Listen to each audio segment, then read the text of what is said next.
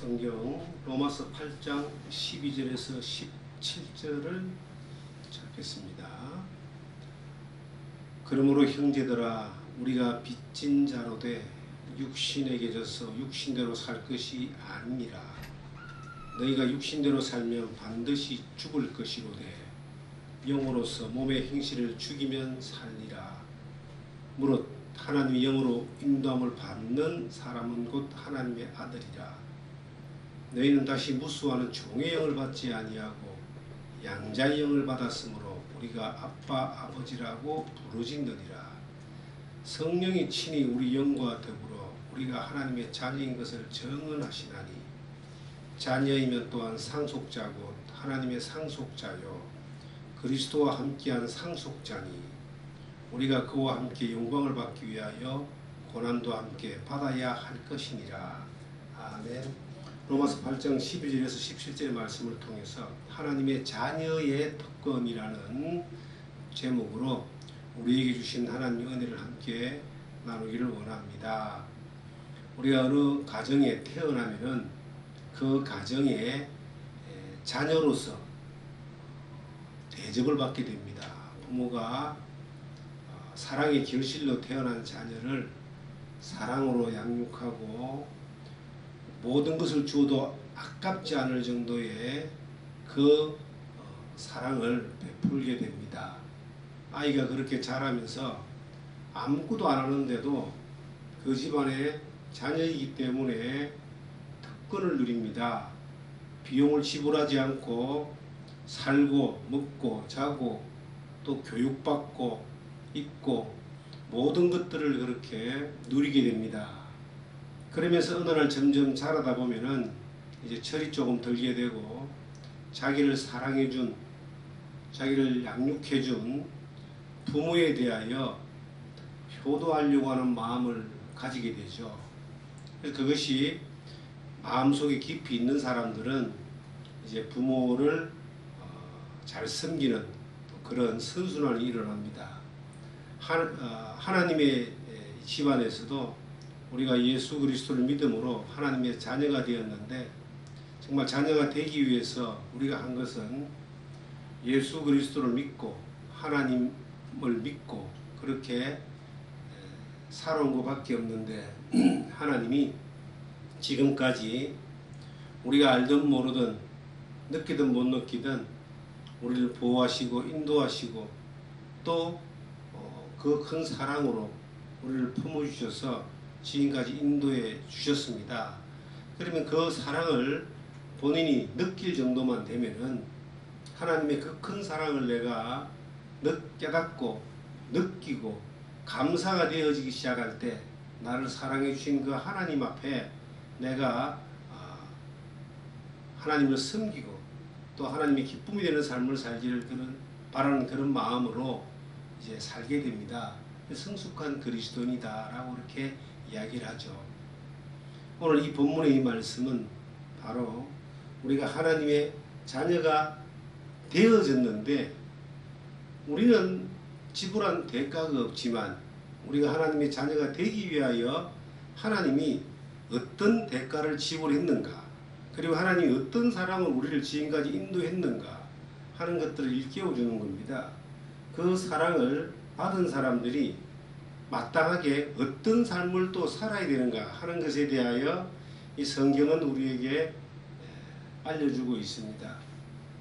하나님의 자녀가 특권만 누리고 하나님의 자녀가 하나님의 사랑만 누리고 이렇게 살다 보면은 자기밖에 모르고 자기 영광을 위해 살게 되고 하나님을 믿는 것조차도 자기 잘 되는 것에 초점을 맞추어 살면서 하나님의 그를 사랑하신 구원하신 그 기쁘신 뜻에 대하여 전혀 무시하고 사는 망나니 같은 그런 삶을 살게 됩니다. 그런데 하나님의 은혜 가운데 내가 특권을 누리는 것뿐만 아니라 내가 하나님 안에서 성숙하여 내게 주어진 의무 하나님의 자녀로서의 의무에 대하여 바로 깨닫게 될 때에 하나님은 그 사람을 통해서 그 뜻을 이루어 나가는 데에 귀한 도구로 사용하게 되고 더 큰 하나님의 은혜를 경험하는 그런 복을 누리게 하십니다. 저는 성경을 보다가 다윗이도 도대체 얼마나 하나님 앞에 마음에 들었으면은 하나님과 마음이 합한 자라고 하는 그런 하나님의 칭찬을 받았을까 하는 것을 참 오랫동안 생각을 해봤습니다. 다윗이 하나님과 마음이 합했다라고 하는 것이 그를 부르시고 그를 기르시고 그를 인도하신 하나님의 뜻을 제대로 알고 그리고 그 하나님이 기뻐하는 게 무엇인가 하는 것에 대하여 이해를 했기 때문에 하나님이 기뻐하시는 뜻을 따라서 하나하나 살아가다 보니까 하나님이 내가 마음이 합했다 할 정도의 그런 칭찬을 하게 된 것이다 하는 것을 알게 됐습니다. 우리 또한 하나님의 자녀가 되었습니다. 그리고 하나님이 우리와 마음이 합해지기를 원하십니다. 그런데 왜 우리는 하나님의 자녀가 되었는데도 하나님의 마음에 속 드는 그런 삶을 살지 못할까요? 그 이유는 바로 철이 없어서 그렇습니다. 하나님 앞에 자기를 부르신 하나님 앞에서 자기가 그 의무를 다해야 되는 그 이유를 모르기 때문인 거예요. 영적으로 철이 없는 거예요. 자기밖에 모르는 거예요. 항상 어린아이와 같이 때만 쓰고 자기 필요한 것만 쫓아가고 응성만 부리고 땡깡만 부리다가 하나님이 그를 부르신 이유에 대하여 생각할 수 있는 그러한 수준이 안 되는 거예요. 그렇기 때문에 여전히 예수를 믿고 하나님의 자녀가 되고 난 뒤에 수십 년이 흘렀다 할지라도 여전히 자기밖에 모르는 하나님 앞에서 자녀된 특권만 누리려고 하는 응성만 부리는 그런 어린아이 같은 삶을 사는 것입니다. 그런데 이 성경에는 바울 사도가 우리에게 말하기를 성경에 그러므로 형제들아 우리가 빚진 자로 돼 육신에게 져서 육신대로 살 것이 아니다 그럽니다. 우리가 빚진 자다. 우리는 자연인으로 이 세상에 태어났을 때에 사탄에게 마귀에게 빚을 지고 태어났어요. 그래서 영적 죄인이라 그러잖아요.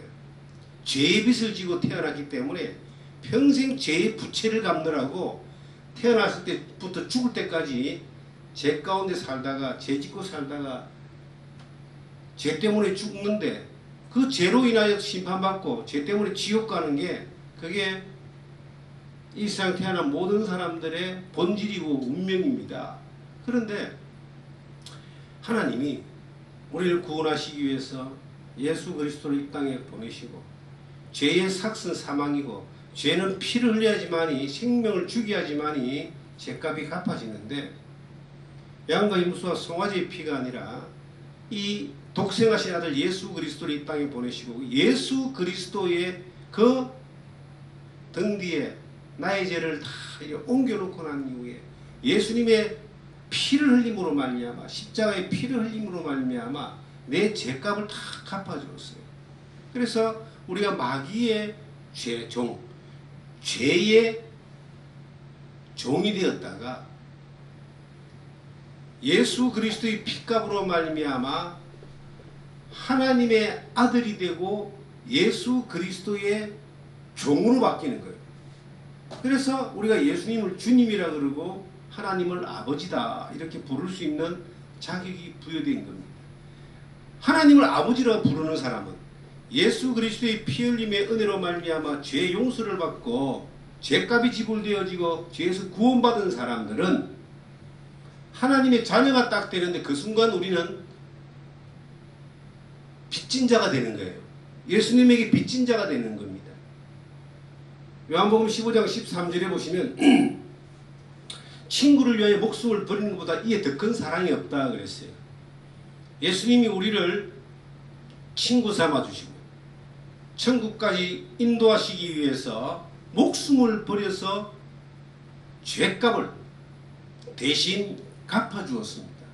그로 인하여 우리가 죄에서 해방되어지고 하나님의 자녀가 되고 하나님 앞에서 구원받는 사람이 되고 영원한 천국을 상속받는 사람이 됐는데, 이것이 그냥 된 것이 아니라 예수님이 핏값으로 죄값을 치러 주었기 때문에 되어졌다. 그래서 하나님의 자녀된 사람은 하나님 앞에, 예수님 앞에 빚진 자가 되는 겁니다. 언제까지? 영원히 빚진 자가 되는 거예요.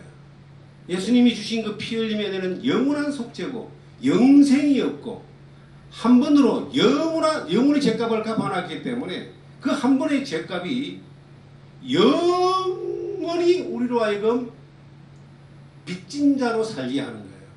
그런데 이 빚은 무거운 것이 아니라 자유하는 빚이고 은혜의 빚이고, 이 빚은 우리로 하여금 속량하고 속박하고 짓누르는 것이 아니라 해방하고 우리를 힘을 얻게 하는 그러한 이 은혜의 빚을 우리가 받은 사람들입니다. 그럼 우리가 빚진 자에서 빚이 해방된 사람이라면 어떻게 살 것이냐 이 말이거든요. 예를 들어서 어떤 사람이 죽을 수밖에 없게 됐습니다. 옛날에 이제 사형을 당할 수밖에 없게 됐다고 봅시다. 그런데 어떤 사람이 그 사람을 너무 불쌍히 여겨가지고 그 사람을 대신해서 내가 죽겠다 이랬다고 봅시다. 그러면 이 죽게 된 사람은 얼마나 고맙겠습니까? 그 조건이 하나 있다. 내가 너를 위해서 대신 사형을 당해줄 테니까 너는 나 대신 이렇게 좀 살아라. 예를 들어서 뭐 우리 부모를 뭐 잘 섬기라든지 뭐 어떤 조건을 걸었다고 봅시다. 그러면 당장 죽게 된 사람, 대신 죽는 사람이 나한테 조건을 걸면은 살고 싶어서 네 그렇게 하겠습니다라고 백에 백 사람 다 그럴 거예요. 그래서 생명이 바꿔졌다고 봅시다. 그러면 그 생명에 의해서 대신 살아난 이 사람은 그때부터 정상적인 사람 같으면 자기가 한 약속대로 자기를 위해 죽어준 사람의 한 약속을 지키려고 하지 않겠습니까? 우리가 우리를 위해서 대신 죽어주신 그 주님께서 우리에게 한 가지 부탁을 하는 거예요. 내가 대신 죽어주는데 너는 죄에서 해방되고 구원받는데 야 이렇게 좀 살아달라. 그렇게 부탁을 하는 거예요. 이 말씀이 그 말씀이에요. 우리가 빚진 자인데 빚을 주신, 우리를 대신해서 빚을 갚아주신 그 예수님이 우리에게 말하기를 야 육신대로 살지 마라. 육신에게 져서 육신대로 살지 마라. 이렇게 우리에게 지금 말씀하고 있는 거예요. 육신이라고 하는 것은 정욕을 쫓아가고 땅의 것을 쫓아가고 썩어지는 것을 쫓아가는 것의 본능을 이야기하죠. 그렇게 사는 것은 세상 모든 사람들이 살아왔던 것이고 살아가는 건데 그것 말고 위의 것을 향해서 살아라. 내가 너에게 대신 생명을 죽어주기까지 하면서 원하는 것이, 부탁하는 것이 뭐냐? 육신대로 살지 마라. 그 다음 13절에 너희가 육신대로 살면 반드시 죽을 것이로되 영으로서 몸의 행실을 죽이면 살리니. 육신대로 살면은 반드시 죽는다. 그리고 영으로서 몸의 행실을 죽이면 산다. 육신대로 살면은 지옥 간다 이 말이냐? 그건 아니에요. 한 번 죄값으로 영원히 죄값을 갚아주신 그분께서 육신대로 살면은 다 지옥 보낸다, 심판한다 그러면은 이 세상에서 천국 갈 사람이 한 명도 없겠죠. 그리고 예수님은 한 번밖에 안 죽으시겠다. 단번에 한 번밖에 십자가에 피 흘리시고 죄를 영원히 갚으시고 부활하셨기 때문에 그 사람을 위해서 또 죽어주진 않아요. 한 번으로 영원한 속죄를 이뤘는데요. 그 한 번으로 하나님의 자녀가 됐는데 하나님이 자녀된 사람을 죄 지으면 갖다 버렸다가 다시 죄 안 지면 또 정신 차리면 잔 삼고 그런 거 아니에요. 이 말은 뭐냐면 육신대로 살면은 하나님의 자녀로서 누릴 수 있는 그 특권과 그 놀라운 은혜에 대하여 누리지 못한다 이 말이에요. 이 땅에서 하나님의 자녀로 살아가는 삶 가운데 하나님이 주시고자 하는 것들이 엄청나요. 엄청난 것들을 이 땅에서 못 누린다는 거죠. 이 땅에 살아가는 가운데서 예수 믿기 전에 살던 삶처럼 그렇게 살아가지고는 예수 믿기 전의 삶으로 그렇게 살면은 양심의 괴로움과 고통은 올 거예요. 그런데 육신 가운데서 살아가는 삶 가운데 하나님이 주시고자 하는 놀라운 그 선물들이 있습니다. 이 땅에서 누릴 수 있는 선물들은 누리지 못한다 이 말입니다. 영으로서 이 성경의 몸의 행실을 죽이지 못하면은 하나님의 인도함을 받으며 누릴 수 있는 것들을 이 땅에서 못 누리는 거예요. 그런데 영으로서 육신의 행실을 죽이면, 이 말은 다른 말하면 빚진 자로서 생명을 대신해 주신 예수 그리스도의 부탁을 듣고 따라가면, 그 말씀을 따라가면 놀라운 일들이 일어납니다. 따라가지 않으면 아무 일도 일어나지 않습니다. 성경에 베드로전서 보시면은, 베드로전서 4장을 보시면요, 1절부터 한번 보겠습니다.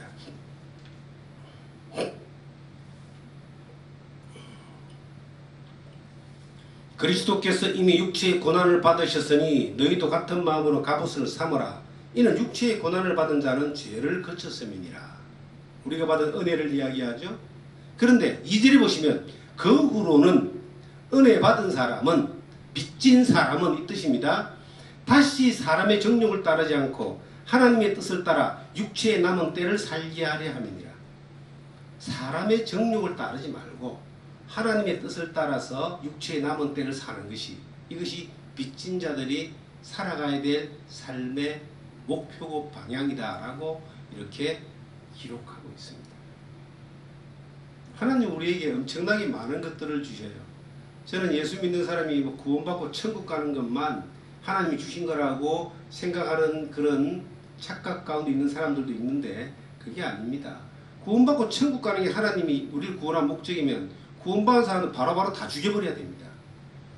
이 땅에 살면서 육체 가운데 살면서 영적 전쟁이 있고 육신의 소욕과의 전쟁이 있고 실패가 있고 하나님이 그거 다 하시는데 천국만 갈 것 같으면 이 땅에 뭐 괴로운 인생을 살게 할 이유가 뭐가 있습니까? 그런데 아닙니다. 하나님이 우리를 구원하신 것은 영생을 주시고 천국을 약속했지만 이 땅에 살아가는 삶의 모든 순간 가운데서 하나님이 인도하신 가운데서 하나님의 놀라운 그 이 세계를 경험하게 하는 거예요. 누리게 하는 겁니다. 성경에 이것을 신의 성품에, 옛날 성경에 신의 성품에 참여한다고 되어 있고, 지금은 한 장 늦게 보시면 베드로후서 1장에 보시면 이런 말씀이 나옵니다. 베드로후서 1장에 4절을 보겠습니다. 이로써 그 보배롭고 지극히 큰 약속을 우리에게 주사, 이 약속으로 말미암아 너희가 정욕 때문에 세상에 썩어질 것을 피하여 신성한 성품에 참여하는 자가 되게 하려 하셨으니, 그러므로 너희는 더욱 힘써 너희 믿음의 떡을 덕의 지식을 지식의 절제를 절제의 인내를 인내의 경건의 형제의를 형제의 사랑을 더하라. 이게 보니까 신성한 성품에 참여하는 것이 쭉 나오면서 사랑을 더하라. 이 세상에서 우리가 누릴 수 있는 모든 것들을 신의 성품에, 신성한 성품에 참여하는 것들을 경험하게 하는 것이다. 이 땅에서 신의 성품, 신성한 성품에 참여하는 모든 것들을 누리게 하는 이것이 하나님이 우리에게 이 땅에서 살게 하시는 또 이유이고 우리가 누릴 수 있는 은혜라고 하는 겁니다. 신성한 성품에 참여한다, 혹은 신의 성품에 참여한다. 이것은 첫째는 우리가 천국 가는 겁니다. 죄에서 해방되어져서 영원한 천국을 보장받는 거예요. 그건 첫째입니다. 그런데 그것만 있는 게 아니에요.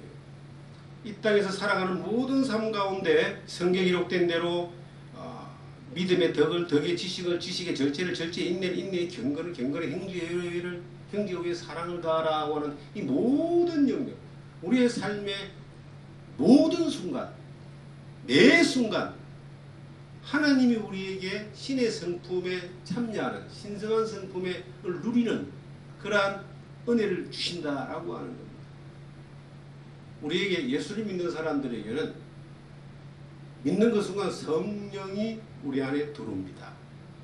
이 성령은요, 예수를 믿을 때의 성령의 능력이 아니고는 믿을 수가 없어요. 내가 느끼든 못 느끼든 성령이 우리를 하여금 예수를 믿게 하는 은혜를 주시고 우리 가운데 믿음으로 받아들이는 반응이 있기 때문에 연합되어져서 믿음이 우리 안에 생기는 겁니다. 근데 예수 믿는 사람은 성령이 우리 안에 딱 들어오죠. 성령의 능력으로 죄사함 받고 구원받는 것은 예수님을 주로 믿는 거예요. 하나님의 아버지라고 믿는 거예요. 내 의지로 됐다라고 하는 것은 이것은 굉장한 착각입니다. 내 의지가 거기에 들어가 있죠. 죄를 용서받고 싶고 회개하고 싶고 하나님 앞에 나아가고 싶고 그런 의지가 있는데 이 의지만으로 되는 것이 아니라 이 믿음은 은혜가 100% 나한테 되어져야 되는 겁니다. 이 은혜가 내 안에 통과되어지는 그 힘이 성령의 능력이라고 그래요. 이 성령의 능력이라고 하는 이것은 죄인을 구원케 하시는데 가장 크게 역사하시는데 이 성령의 능력이 우리 가운데 경험했다 해서 이것이 성령의 열매로 나타나지는 않는다는 거예요. 성령의 인도하심이 반드시 그 가운데 따르게 되고 성령의 인도하심을 따라서 신의 성품을 경험하면서 살아갈 때에 성령의 열매가 열리게 되어 있습니다. 그래서 이것이 우리가 빚진 자라고 하는 것에 대한 이 부채의식, 하나님 앞에 예수 그리스도 앞에서 빚진 자라고 하는 부채의식이 내 안에 정확하게 있을 때에 삶의 방향이 정확하게 정해지는 겁니다. 그리고 그 방향을 따라 살아갈 때에 우리가 하나님이 신성한 성품이라고 하는 것을 이 땅에서 정말 천국 가는 그날까지 매 순간 경험하게 되는 거예요. 아침에 눈을 뜨고 지저귀는 새소리를 들으면서도 우리가 하나님을 찬양할 수 있잖아요. 그 찬양할 수 있는 그 마음도 신의 이 신성한 성경이 이룩된 대로 이 신성한 성품의 한 일부분으로 우리 가운데 와 있는 겁니다. 우리가 하루를 살면서 하나님 은혜에 감사하고 그 인도하심을 따라서 기뻐하는 마음이 우리 안에 오는 겁니다. 이것도 그 신성한 성품, 신의 성품이라고 하는 하나님이 우리에게 주신 그 은혜 안에서 우리가 누리고 경험할 수 있는 놀라운 복이죠. 세상 사람들은요, 육신으로 살면서 이것을 절대 누리지 못합니다. 경험하지 못합니다. 하나님이 아버지가 아니기 때문에, 신성한 성품이 그 안에 없기 때문에, 성령이 그를 인도하는 것이 없기 때문에 야 좋다 멋있다까지는 할지 몰라도 그것을 통해서 하나님을 찬양하고 하나님께 감사하고 하나님의 품을 누리며 감격하는 그런 것들이 1도 일어나지 않는다는 거예요. 기분 좋다, 즐겁다, 평안하다, 야 좋다 이 정도로 끝나는 겁니다. 근데 우리에게 뭐가 있어요? 우리 안에 성령의 인치심이 있고 인도함이 있을 때에 그 모든 환경을 통해서 신성한 성품을 경험하게 되는 겁니다. 우리가 천국 가는 그날까지도. 자, 이 로마서 다시 한번 가보면은 그 14절에 이것에 대해서 이렇게 말씀하고 있습니다. 14절을 보시면 무릇 하나님의 영으로 인도를 받는 사람은 곧 하나님의 아들이라. 너희가 다시 무수하는 종의 영을 받지 아니하고 양자의 영을 받았으므로 우리가 아빠 아버지라 부르짖느니라. 성령이 친히 우리 영과 더불어 우리가 하나님의 자녀인 것을 증언하시나니 하나님의 영으로 인도함을 받는 그들이 곧 하나님의 아들이다 그럽니다. 하나님의 영으로 우리가 인도를 받기 시작하는 거예요. 이제. 근데 하나님의 영으로 인도를 받는 사람들이 그 마음 안에 내가 그리스도로 인하여 죄 용서받은 하나님의 자녀된 정말 예수님이 주님 된 그러한 의식이 내 안에 착하게 딱 경험되어진 것뿐만 아니라 평생 자리 잡고 있을 때에 성령이 내 안에 딱 인치시고 들어왔는데 그 성령이 나를 인도하기 시작하는 거예요. 여러분 성령의 인도를 받는가 하고요. 성령의 열매를 맺는가 하고요. 성령의 인침을 받는가 하고요. 성령의 능력이 나타나는가 하고요. 똑같은 성령을 통해서 나타나지만 다 다릅니다. 우리가 때로는 이렇게 성령의 인침을 받은 많은 사람들이 이야기를 듣습니다. 다른 말로 하면 예수 믿고 구원받았다는 사람들 예수 믿고 하나님의 자녀됐다는 사람들 많이 있잖아요. 전 세계 인구에 비해서는 너무나 적은 극소수지만 우리가 살아오는 삶 가운데 그런 많은 예수 믿는다라고 하는, 예수 믿고 그 하나님의 자녀됐다는 사람들을 많이 만나보잖아요. 많이 만나왔잖아요.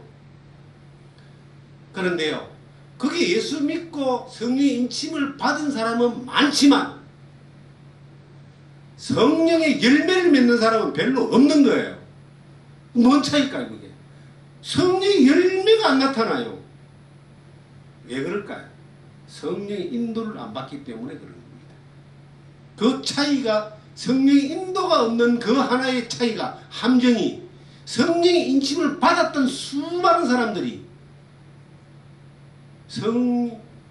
신의 거룩한 신성한 성품에 참여하는 것들을 누리지 못하는 것 때문에 성령의 그 열매가 나타나지 않는 겁니다. 우리가 살아가는 삶 가운데서 늘 하나님이 신성한 성품이라고 하는, 신의 성품이라고 하는 그 주님이 우리를 인도하시는 가운데 주님을 닮아가는 거죠. 주님을 경험해가는 거죠. 이것이 매 순간 나타나는 사람들은요, 성령의 열매가 안 나타날 수가 없어요. 나는 포도나무에 너희는 가지니 저가 내 안에 있고 내가 저 안에 있으면 이 사람은 과실을 많이 맺는다고 했던 요한복음 15장 5절의 말씀처럼 그리스도로 말미암아 연결되어져서 그리스도의 진액을 먹고 그리스도의 성품에 참여하는 삶을 살아가는 사람이 그 열매가 안 나타난다는 것은 그게 이상하죠. 시골에 사니까, 이 산골에 사니까 이 꽃을 심고 나무를 심는 일들은 하나의 봄이 되면 일상입니다.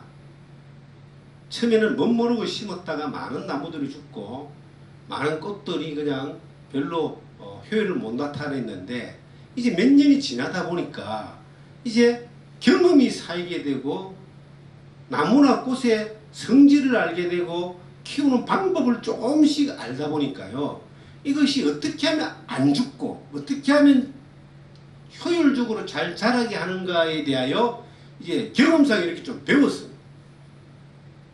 죽는 나무는 반드시 이유가 있는 거예요.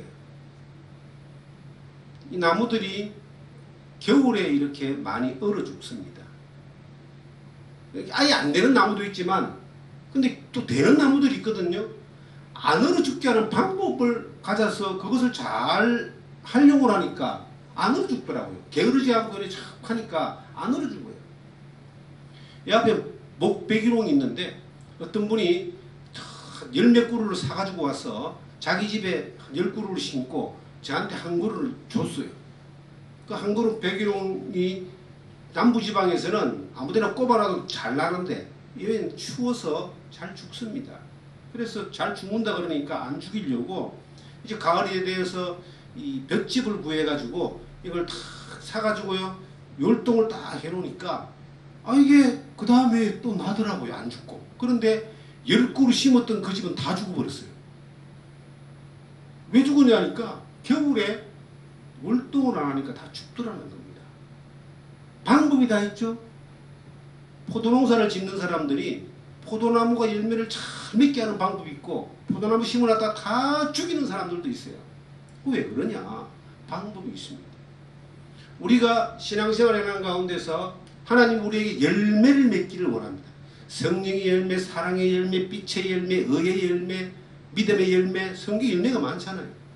그 열매에 대한 보상이 면류관입니다. 의의 면류관, 영광의 면류관, 열매에 대한 보상은 반드시 있어요. 그런데 이 열매라고 하는 이것이 왜 안 보이느냐는 겁니다. 이 열매라고 하는 것은 하나님이 평가하시겠지만 이 땅에서도 그 열매가 보여요. 그러니까 성경에 의의 열매, 믿음의 열매, 성령의 열매라고 말했잖아요. 보여지는 열매가 성령의 인도를 받는 사람들은 반드시 이 땅에 살아가는 모든 순간 가운데 신성한 성품에 참여하는, 경험하는 것들을 누리게 됩니다. 그리고 그 결과가 열매입니다. 그런데 왜 성령의 인침을 받았다고 하는 사람들이, 왜 많은 하나님의 자녀됐다는 사람들이, 왜 예수님을 주님이라고 부르는 사람들이 5년이 지나고 10년이 지나고 20년이 지나고 30년이 지나고 40년이 지났는데도 열매가 왜 없느냐는 겁니다. 10년 전에 봤던 것보다 10년 후에 보니 더 망가져가 있어요. 그들이 예수를 안 믿는 것이 아닙니다. 교회를 안 나오는 게 아니에요. 그런데 열매가 없어요. 성품은 그 열매가 없기 때문에 그들의 관심사는 하나님을 믿는다고 하지만 그 관심사가 전부 다 뭘로 되어 있느냐? 이 성경에 기록된 그대로 육신대로 사는 거예요. 이 성경대로 몸의 행실대로 사는 거예요. 왜 육신대로 살고 몸의 행실대로 사느냐? 하나님의 성령의 인도를 경험하지 못하기 때문에 내가 예수님을 믿는 믿음은 있지만 성령의 인침을 받았다라고 하는 경험은 있지만 살아가는 모습은 그 온통 관심사가 육신이 좀 더 많은 것들을 가지고 더 많은 것들을 누리고 더 많은 것들을 내가 채우는 것들로 이것이 방향이 잡혀져 있기 때문에 몸의 행실만 자꾸 더 커져가는 거예요. 저는 세상에서 가장 큰 거짓말 가운데 하나가 뭐냐? 예수를 믿으면 하나님이 복을 주셔서 만사 형통된다라고 하는 이것이 저는 가장 큰 거짓말 가운데 하나라고 생각을 합니다. 예수를 믿으면 영생을 얻습니다. 그러나 이 땅에서 만사 형통되는 것이 아닙니다.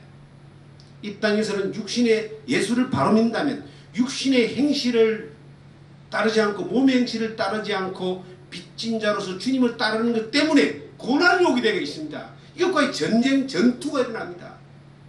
육신이 끊임없이 우리를 끌고 가는 그러한 것을 하나님의 말씀을 따라서 주님의 말씀을 따라서 이것을 이겨나가고 절제하고 이것을 쫓아가는 것이 아니라 경건을 쫓아가는 것 때문에 계속 싸움이 일어나는데 그 싸움이 고난이라고 하는 것들로 우리에게 오는 거예요.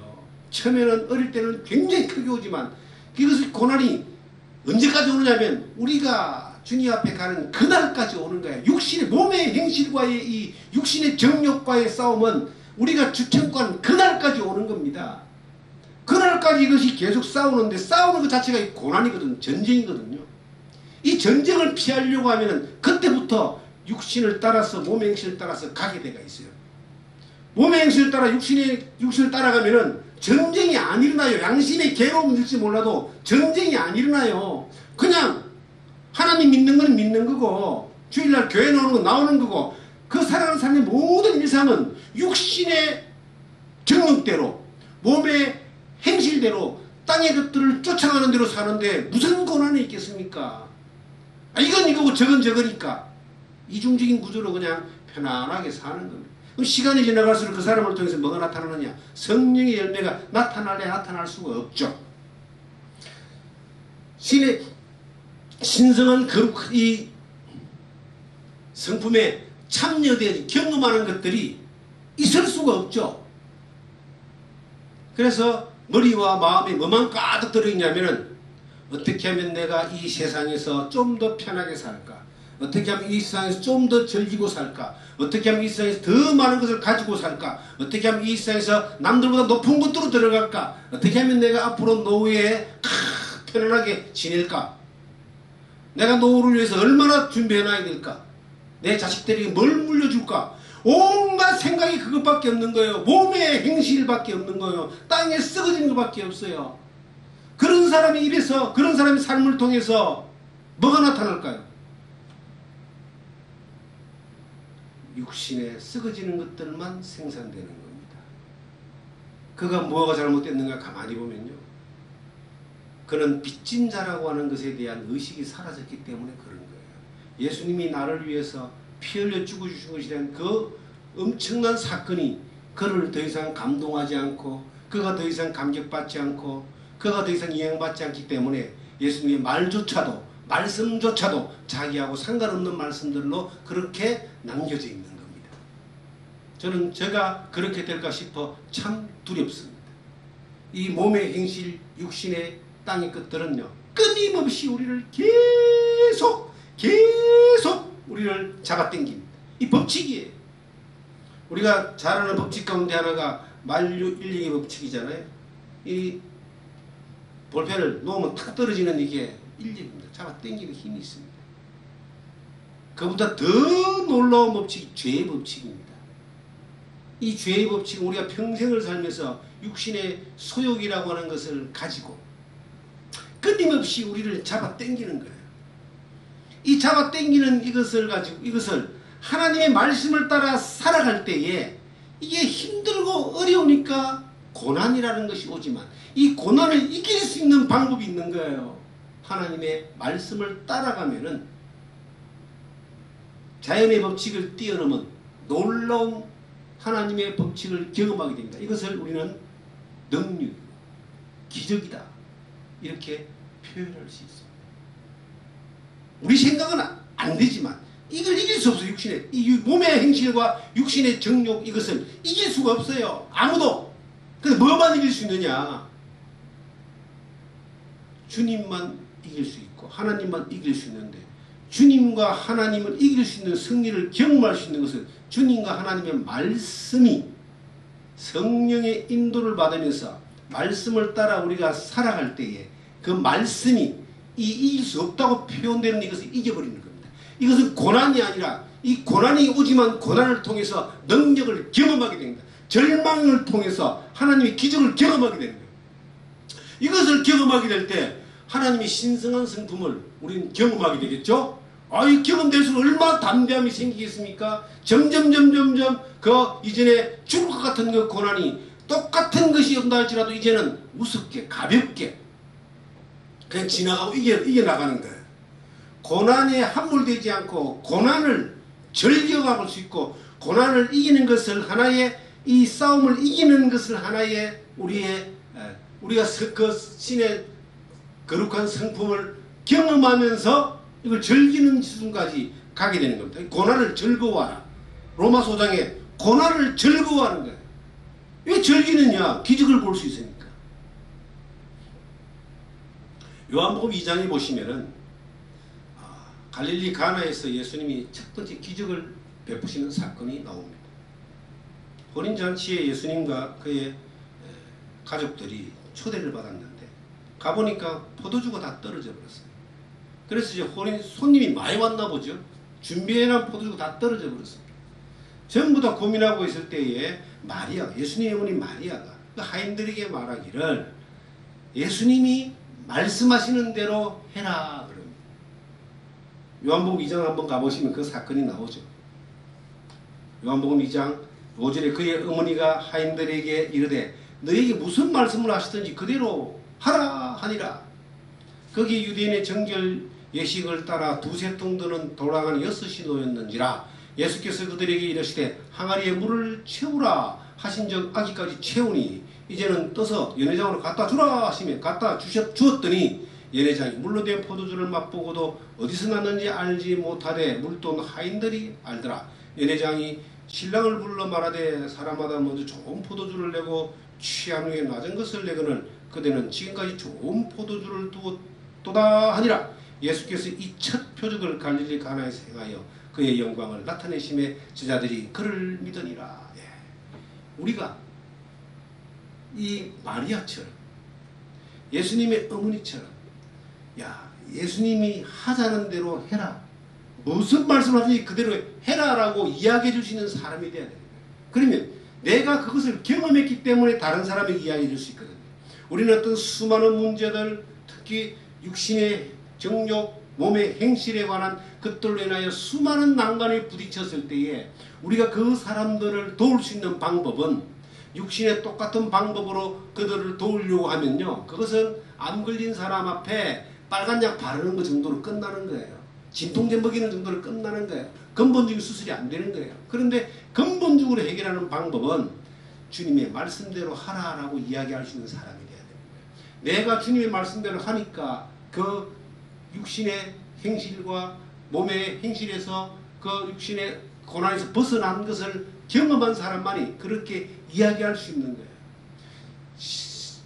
신성한 능력을 경험한 사람, 성품을 경험한 사람만이 그렇게 이야기할 수 있는 거예요. 시킨 대로 하라 그러니까 시킨 대로 이제 하려고 딱 하니까 예수님이 물을 갖다가 항아리에 부어라. 이거 상식적으로 안 맞는 거잖아요. 술을 부어도 시원찮은데 물을 부어라 그래요. 그리고 그 다음에 또 갖다 주라 그럽니다. 그대로 갖다 줬어요. 그 포도주가 물이 포도주로 변한 겁니다. 첫 번째 기적. 우리에게 첫 번째 기적은 뭔가? 우리의 삶의 기적은 뭔가? 말씀대로 따라갈 때에 이게 가능한 겁니다. 우리는 세상의 생각과 이 세상의 방식과 세상의 합리적인 것들에 너무 길들여져 있습니다. 이 세상의 교육이라고 하는 것, 세상의 어떤 그 상식이라고 하는 것, 세상의 어떤 유행이라고 하는 것, 세상의 흐름이라고 하는 것들에 나도 모르게 그냥 그렇게 흘러가게 돼 있어요. 그냥 흘러가다 거기에 그냥 팍 갇혀버리는 거예요. 그런데 우리가 주님에게 빚진 자고 주님이 나의 주인이고 우리가 살아가는 삶 가운데 성령의 인도를 경험하며 신성한 성품에 참여되는 삶을 늘 경험하고 살면 천국 가는 것뿐만 아니라 이 땅에 살면서도 하나님이 기뻐하시는 열매를 맺는 삶을 사는 겁니다. 저는 요즘 재밌는 걸 하나 발견합니다. 그게 뭐냐면 우리가 소위 세상에서 이단이라 그러고 사입이라 그러고 또 사회를 혼란케 하는 이런 사람들을 많이 보게 됩니다. 그죠? 뉴스에 막 나오잖아요. 지금 재판받고 있잖아요. 정명석, 그 다음에 또 누구야? 그 이만희, 그리고 또 요 행성가문 또 하나 박명호, 이런 여러 사람들이 있잖아요. 이런 사람들을 가만히 보면요.